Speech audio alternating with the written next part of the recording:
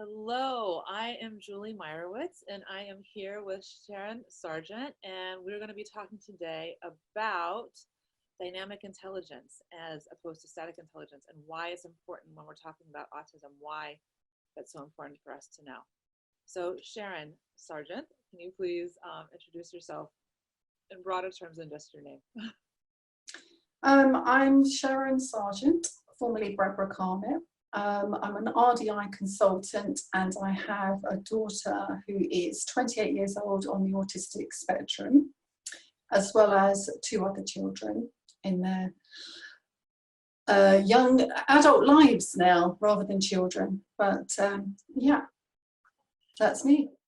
So I also want to share that you were my supervisor in RDI when you I was. that was an adventure.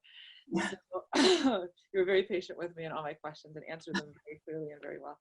I have actually, I'm thinking about also, I'm thinking back to your answer earlier.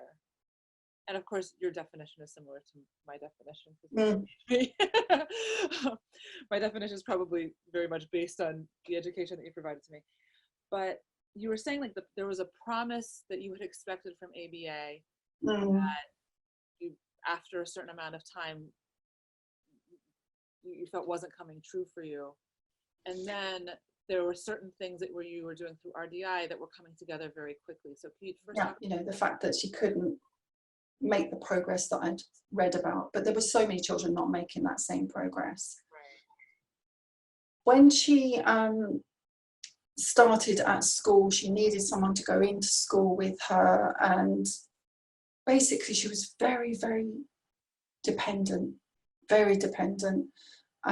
prompt dependent on anyone and everyone, but she would also do just enough to interact to get you off her back.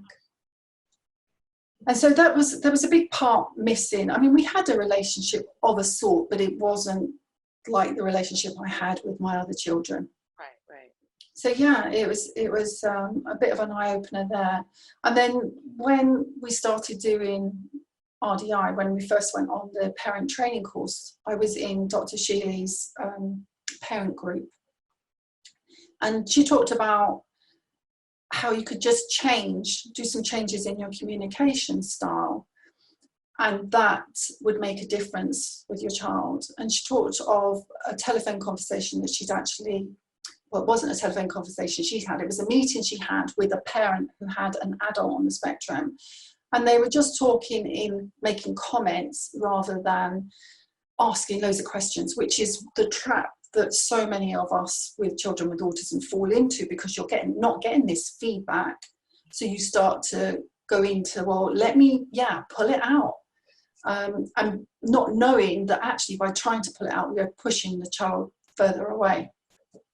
So anyway, with this particular conversation that Dr. Shealy talked about, the mother, for the first time, by making comments, heard her daughter give a comment of just her own opinion or something that was going on without her mum having to literally pull it out of her. And the mum was like completely, thought it's magical. Right. And